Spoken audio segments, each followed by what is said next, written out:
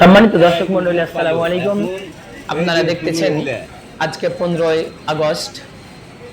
শোক দিবস প্রতিহিত করার জন্য মানুষ সকাল থেকে সন্ধ্যা পর্যন্ত বসে আছে না খেয়ে খেয়ে, এবং দেখুন দুপুরে খাওয়া দাওয়ার ব্যবস্থা চলতেছে, যাতে রাস্তাঘাট প্রত্যেকটা জায়গাতে, শহর বন্দর প্রতিটা জায়গাতে শোক দিবসকে প্রতিহিত করার জন্য, যেহেতু আজকে ছুটির দিন ছিল, সে ছুটি উড্ডুল করা হয়েছে, বন্ধ করা হয়েছে, এবং অফিস আদালতও চলতেছে।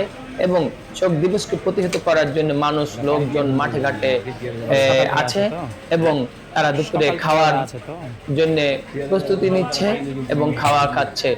অনেক রোদের মধ্যে তারা কষ্ট করতেছে শুধু শোক দিবসকে প্রতিহত করার জন্য।